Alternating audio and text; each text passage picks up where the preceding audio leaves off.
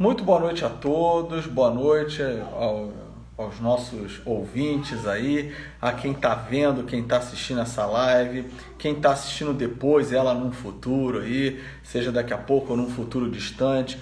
Muito obrigado pela presença de todos, nosso amigo numérico assistindo aí como sempre, obrigado pela presença, tá bom? Agradeço todos aí que sempre nos acompanham aqui no Instagram, aqueles também que assistem depois no YouTube, curtam a live, assim que vocês assistirem, curtam a live lá no YouTube também. Desculpa estar começando um pouquinho mais atrasado aí, mas é porque eu tive alguns problemas de conexão aqui agora.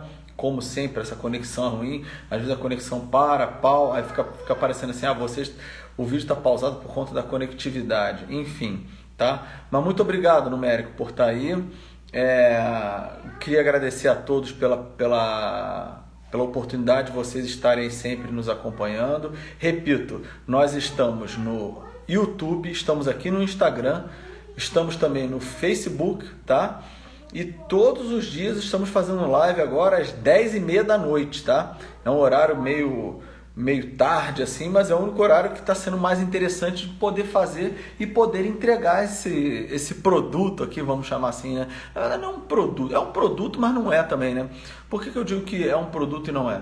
Não é porque nós estamos trabalhando a história da filosofia, filosofando assim concretamente, tentando mostrar o que a filosofia é, como é que se dá a atividade filosófica de fato. E é um produto porque acabo que eu estou entregando algo para vocês aí, que eu todo dia estou tentando cumprir aí, né? Fazer todos os dias de fato a live. Vejam, até terça-feira que é um dia muito difícil para mim de fazer a live, porque 10h30 eu tô quase chegando aqui em casa, normalmente terça-feira. 10h30 ainda não estou nem chegando em casa. Então, o que eu tenho feito na terça-feira? Ao invés de fazer 11 horas da noite, seria um horário mais viável, o que eu faço? Eu antecipo, eu faço 3h30 da tarde, de 3h30 às 4 horas ali normalmente, às terças-feiras, tá bom? Então, nós estamos aí. E olha só, pessoal, só um aviso muito bacana. Hoje mesmo eu estava vendo lá, o desenvolvedor lá do site já me mandou uma prévia, tá ficando muito legal o site dos cursos, tá bom? O site está ficando muito legal. Se eu fosse vocês, de fato, eu anunciaria isso para as pessoas que vocês conhecem. Que curso é esse que nós vamos começar? Nós vamos dar cursos de diversas áreas, tá? Sempre pensando numa educação aos moldes clássicos, né? Eu gostei muito de uma coisa que o desenvolvedor colocou lá, que é o seguinte, educação clássica no mundo contemporâneo. É um negócio muito interessante, por quê? Não adianta a gente ficar com um saudosismo, como era na Idade Média. De fato, era um negócio sensacional. Nós vamos utilizar vamos dizer assim, a mesma fundamentação que era usada na Idade Média, na Idade Antiga, enquanto educação clássica mesmo, mas, vamos dizer assim, nesse mundo atual onde nós estamos, né? Fazendo tudo assim, mutatis mutandis, né? Ou seja, mudando o que pode ser mudado, adaptando toda a nossa realidade concreta aqui. Vamos falar a verdade? É o que um medieval faria, que é um grego clássico faria de fato, né? Como é que os grandes escritores, as grandes mentes se formaram? Se formaram dentro desse outro modelo de educação. Só para vocês terem uma ideia, já abrindo um parênteses aqui para os cursos, uma das coisas que nós prezamos aqui de fato é até um pouco da repetição. A repetição, que é um negócio muito esquecido no decorrer da história, porque as pessoas falam, vai ficar repetindo para quê? Vai ficar repetindo justamente para você fixar aquele conteúdo, aquela ideia, aquela perspectiva ali, aquela essência. Estão entendendo?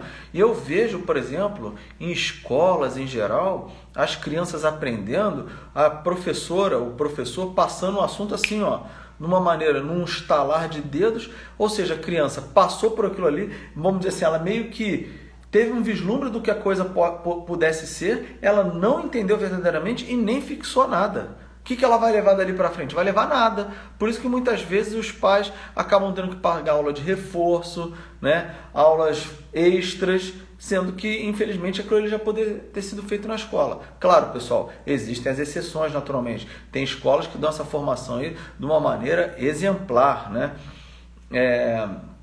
Mas o que nós vamos fazer aqui é trabalhar nas diversas áreas do conhecimento com a formação de fato dos jovens voltados para essa metodologia aí clássica, né? Vamos dizer assim. Bom, então, acho que semana que vem mesmo, porque eu vi hoje o site, já lá os bolsos do site, o site está bem bacana, faltam uns ajustes finais ali, e aí na semana que vem nós já vamos lançar o site, tá bom? Tá bem bonito o site, bem bonito.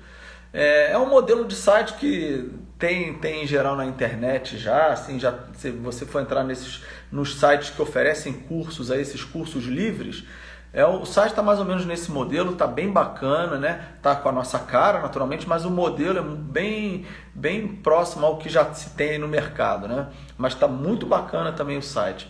E aí vocês vão ter acesso a isso aí já na semana que vem. Bom, dito isso, eu gostaria então de avisar, o primeiro curso de fato vai ser de debate e oratória, né?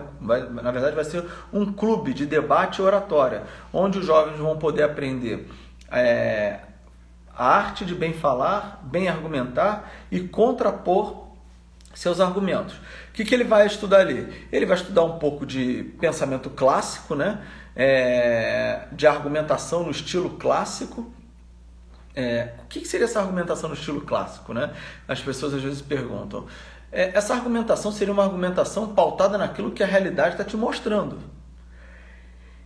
E veja, o que a realidade às vezes mostra para a gente? Mostra coisas que podem parecer contraditórias. Então, dentro desses estímulos que às vezes são múltiplos da realidade em relação a gente, nós vamos tentar fazer o jovem entender ali? O que há de unidade por trás dessa multiplicidade? Para ele poder perceber essa multiplicidade e externalizar essa multiplicidade aí do melhor modo possível, tá bom?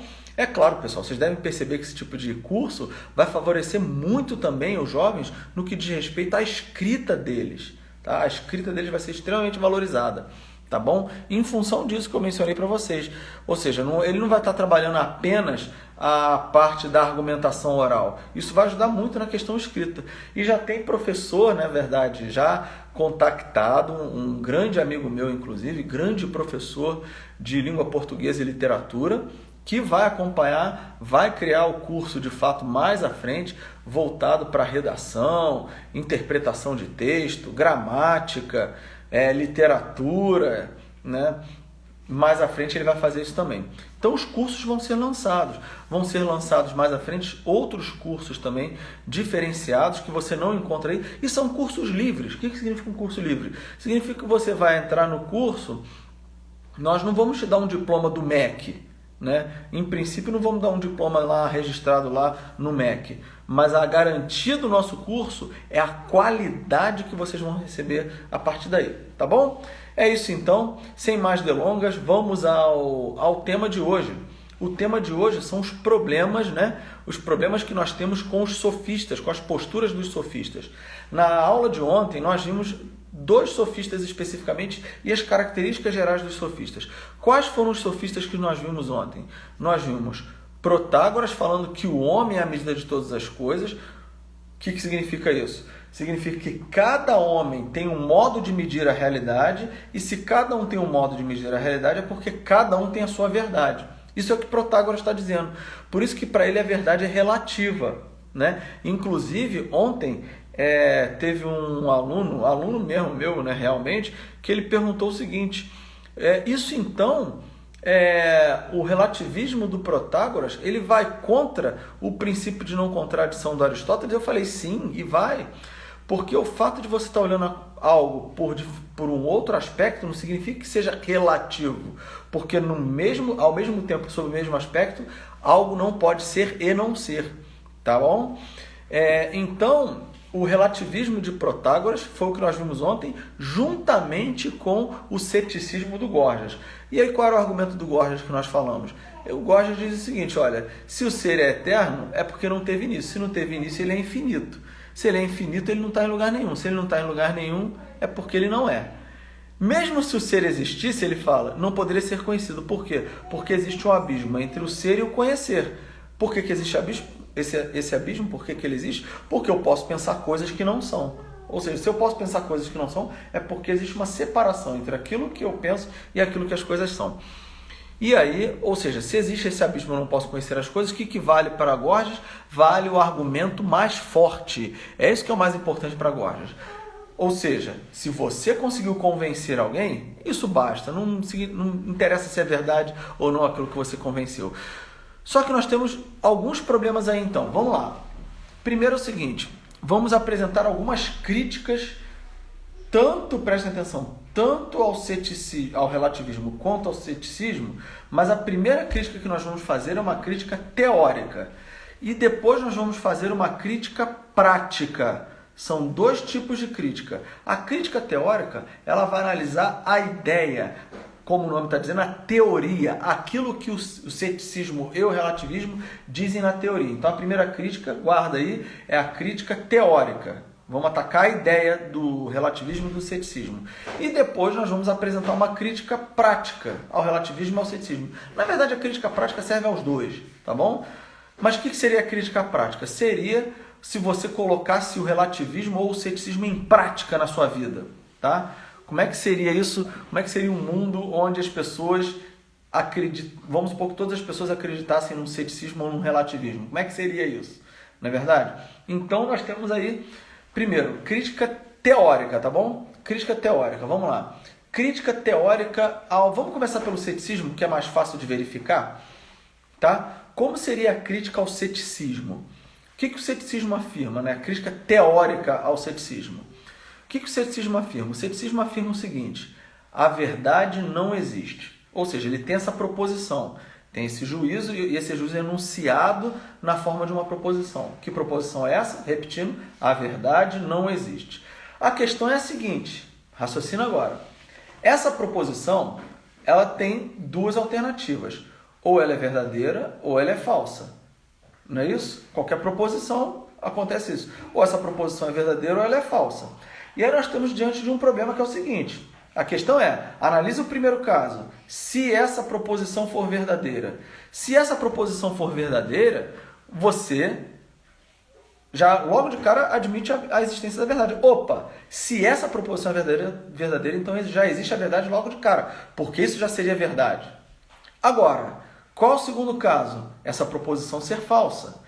Agora você analisa, se essa proposição for falsa, nós estamos diante de um problema também. Qual o problema? Se essa proposição, a verdade não existe, for falsa, né? Qual é o verdadeiro disso então? A verdade existe. Se essa proposição é falsa, né, a verdade não existe. Se isso for falso, é porque a verdade existe. Resumindo, é como se alguém chegasse para você e falasse o seguinte: a verdade não existe. Você pode virar para a pessoa e falar o seguinte: bom, mas isso aí que você já está falando já tem que ser uma verdade para eu levar você a sério. É aquilo que o Chesterton, o escritor do início do século passado, dizia, né? Um sujeito que afirma a inexistência da verdade não pode ser levado a sério. E ele tem total razão, porque uma pessoa fala, a verdade não existe. Sujeito que fala isso, qualquer coisa que ele vá falar não deve ser levado a sério, porque tudo que ele fala não tem compromisso com o que as coisas são, né? Com a verdade das coisas. Ok? E fiquem tranquilos, mais lá na frente nós vamos falar o que a verdade é, nós vamos falar da verdade do ponto de vista aristotélico, principalmente, vamos falar do esboço do que é a verdade em Platão, a verdade em Aristóteles, o ser como verdadeiro em Aristóteles, dentro da ontologia aristotélica, e bem mais lá na frente nós vamos falar sobre a verdade em Santo Tomás de Aquino, tá bom? Aí mais de modo bem mais técnico ali. Ok, pessoal? Bom, de repente eu posso fazer uma live, ao invés de entrar no Sócrates na segunda-feira, eu posso fazer uma live de um texto que eu escrevi sobre a questão da verdade, que é lá de Santo Tomás. Ou seja, quando nós virmos lá o Santo Tomás lá na frente, você vai lembrar vagamente do que eu disse lá, tá bom? Nessa live aí. Mas vamos lá. Então é o seguinte, primeira crítica então, crítica teórica ao ceticismo. O que o ceticismo afirma? A verdade não existe. Ou essa frase é verdadeira ou ela é falsa. Se ela é verdadeira, opa, já existe a verdade. Se ela é falsa, ou seja, se a frase a verdade não existe é falsa, então tem que existir a verdade também. Logo, o ceticismo ele cai por terra, ele não faz sentido do ponto de vista teórico. Tá bom? E, ok. Esse é o primeiro argumento. Segundo argumento, segunda crítica teórica ao relativismo. Como é que nós podemos criticar o relativismo? Ora, é bem simples. O relativismo afirma que tudo é relativo, que as coisas são relativas. Primeira coisa que você pode pensar é a seguinte, relativas a quê? Relativas a quê? Elas têm que ser relativas a alguma coisa. Ora, se elas são relativas a alguma coisa, essa coisa não pode ser relativa. Essa coisa que tem que ser o suporte segundo o qual o relativismo se segura. Então, o relativismo ele não se sustenta também, porque ele é relativo a alguma coisa que sustenta toda a proposta relativística. E mais, se você pensa o seguinte, tudo é relativo, bom, isso em si cai na mesma questão do ceticismo. Isso em si, quando você raciocina, né? Quando você fala tudo é relativo, essa proposição tudo é relativo, ela em si mesma já tem que ser verdadeira. Ela em si mesma já tem que ser verdadeira. Logo, não pode ser tudo relativo. Tem que ter uma verdade absoluta.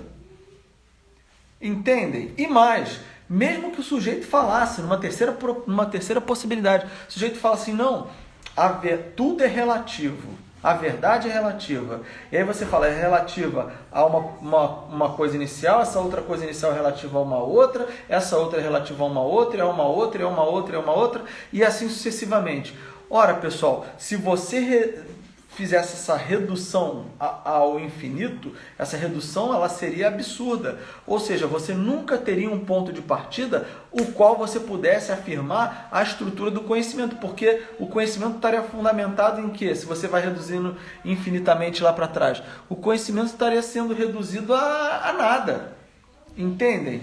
Então, assim, por que não pode haver a regressão ao infinito? Porque senão você não teria um ponto seguro que você pudesse falar o seguinte, olha, a verdade é relativa. Então, sim, o simples fato, olha só o que eu estou falando, de você não poder regredir ao infinito nessa cadeia de relativismos, significa que você tem que admitir uma verdade última, segundo a qual o próprio relativismo, teoricamente, se manteria. Então, vejam, o sujeito que afirma, então, que a verdade não existe, ele está errado por quê? A refutação é bem simples. Alguém fala assim, a verdade não existe. Ora, se a verdade não existe, você pergunta para o sujeito, como é que você quer que eu te leve a sério? Né? Ou seja, isso já tem que ser verdade. Então, ela tem que existir. Segundo ponto, a pessoa que fala, a verdade é relativa, também não pode ser. Por quê? Isso em si mesmo já tem que ser uma verdade absoluta. Então, o sujeito que fala tanto a verdade não existe quanto a verdade é relativa, isso aí é um flatus votis, né? Flatus votis é o quê? São o quê? Palavras ao vento, né? Uma tradução bem polida, né? Porque flatus, você sabe que flatus dá origem à palavra flatulência.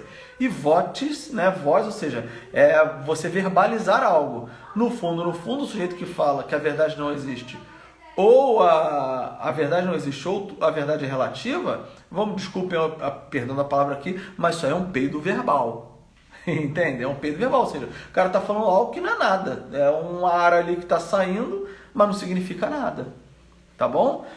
Então vejam, nós temos essa perspectiva aí tanto do relativismo quanto do ceticismo. Então essas são as críticas teóricas, tanto a um quanto ao outro. Agora vamos às críticas. E quem chegou agora aí depois, obrigado pela presença, vocês que chegaram depois, pega lá, por exemplo, o início das críticas depois, tá? Para você perceber como é que eu organizei lá as críticas. E agora, existe também, além da crítica, né? Além da crítica teórica, existe a crítica prática. O que seria a crítica prática? Seria uma crítica que você leva em consideração a prática do dia a dia. Aí você pergunta, o ceticismo se sustenta no dia a dia? Não. O relativismo se sustenta no dia a dia? Não. Um exemplo é suficiente para mostrar para vocês que nenhum dos dois se sustenta. Vou dar um exemplo para vocês aqui, na prática do dia a dia. É um exemplo que eu gosto muito, eu utilizo com os meus alunos normalmente. Eu falo assim, imagina que para você hoje não existe verdade ou então a verdade é relativa. E aí, nesse momento, você está falando que 1 mais 1 dá 5. Vamos supor que você abre uma conta no banco, e aí você colocou lá, para você 1 mais 1 é 5, hein? Você colocou R$1.000 e depois colocou mais R$1.000. E aí você emite um cheque né? E sua conta não é conta de cheque especial, essa coisa toda. Ou seja, o valor que está lá é o valor realmente que está lá. E não tinha nada, você botou 1.000, depois botou mais R$1.000. E aí você emite um cheque de R$5.000. O banco vai descontar esse cheque? Você sabe que o banco não vai descontar esse cheque. Por quê? Porque na prática do dia a dia, as pessoas não admitem um relativismo e um ceticismo. Elas partem do pressuposto de que existe uma lei verdadeira que está acima de todo mundo. E olha, eu não estou falando que eu sou o dono da verdade, não. Não é isso não. Eu também estou submetido à verdade. Eu não sou o dono da verdade. Ela é minha dona, nós poderíamos dizer assim. Eu não sou o dono da verdade. Ela é minha dona. Isso significa então que eu também estou submetido à verdade, assim como todo mundo. Não é verdade? Não é verdade? É a palavra que eu estou usando. Reconectou. Por que o sujeito que é o relativista às vezes é o mais intolerante? Porque ele fala, não, temos que ser tolerantes, porque não existe uma verdade absoluta, mas discorda dele para você ver se ele vai ficar satisfeito. Ele vai vir para cima de você como um trator.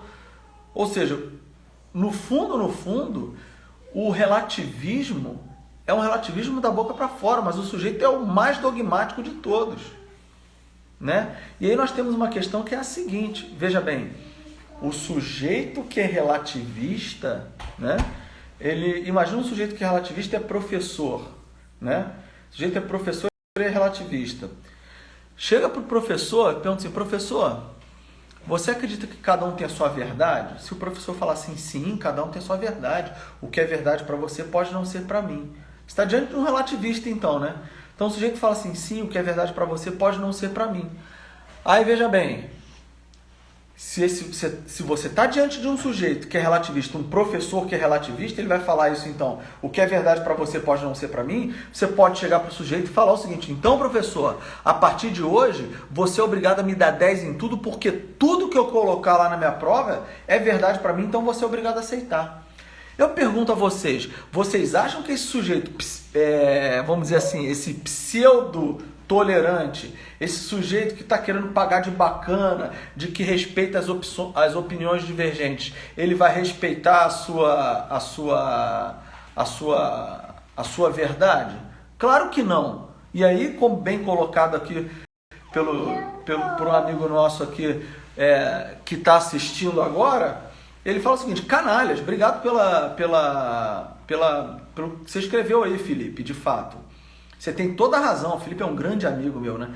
Você tem toda a razão, são canalhas. Porque da boca para fora o sujeito está falando que tem que ter tolerância, mas na prática do dia a dia mesmo o sujeito é o mais dogmático e vamos falar, é o mais tirano de todos. Ou seja, essa balela de relativismo, isso nem os relativistas acreditam nisso no dia a dia mesmo de fato.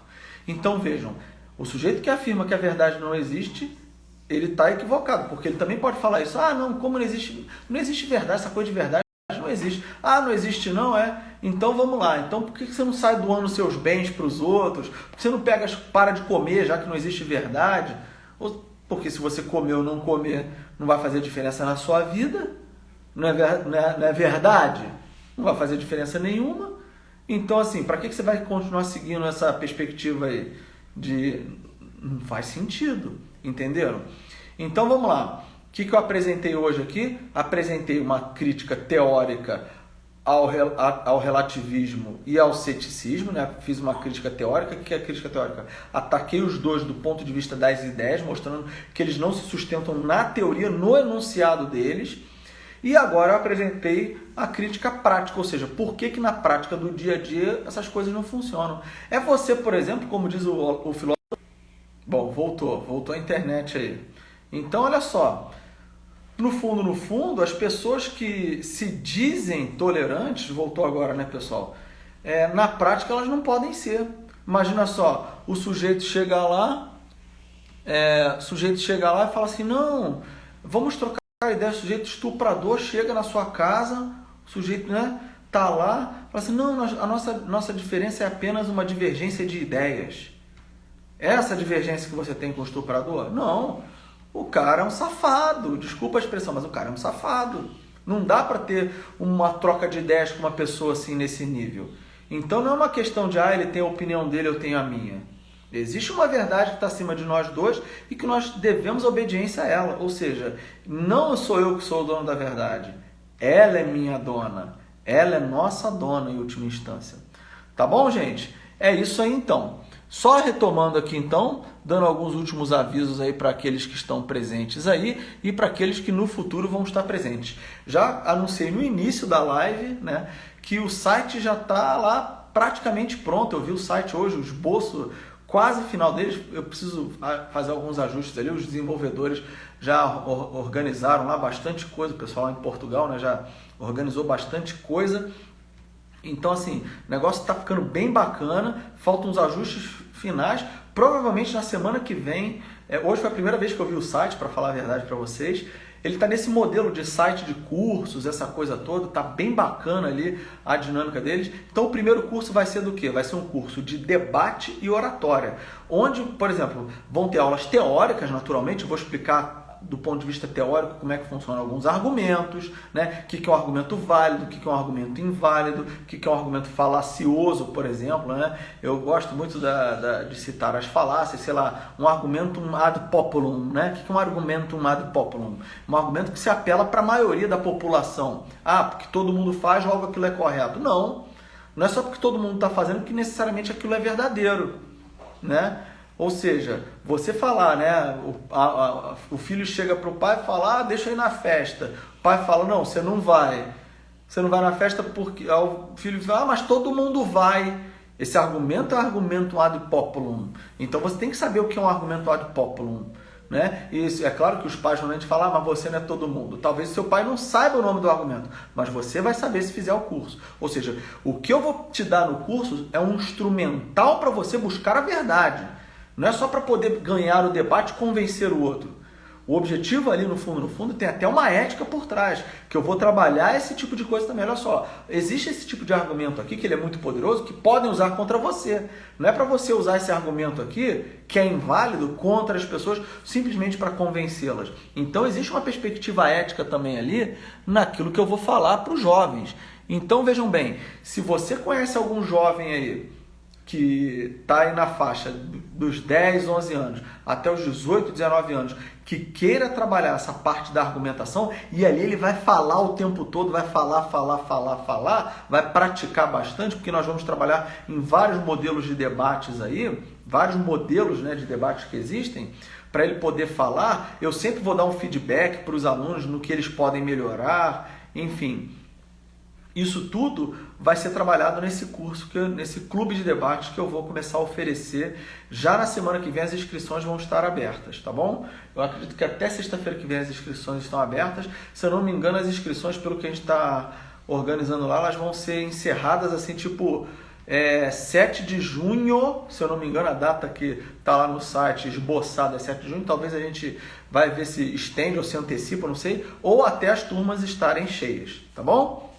É isso daí. Então, só lembrando aqui, meu nome é Rodolfo Braga, nós estamos aqui no meu perfil do Instagram, e essa live aqui ela vai depois para o canal da Academia Areté no YouTube, então curte lá o canal da Academia Areté, curte também o nosso site lá, nossa página no Facebook. Curte aqui também a Academia Areté, que não tem nada ainda lá no Instagram, mas vai ter, tá bom? E eu queria agradecer a vocês aí pela presença. Muito obrigado a todos. Quer dar um tchau, Benedito? Vem cá. Vai lá, dá um tchau para todo mundo. Tchau. Isso aqui são os dois. Dá tchau, pessoal. Obrigado a todos aí pela presença. Fiquem com Deus. E até segunda-feira, tá bom? Sábado e domingo não tem live. Que tudo seja feito para uma honra e glória de nosso Senhor Jesus Cristo, pessoal. Grande abraço e até segunda. Tchau. Valeu! Tchau.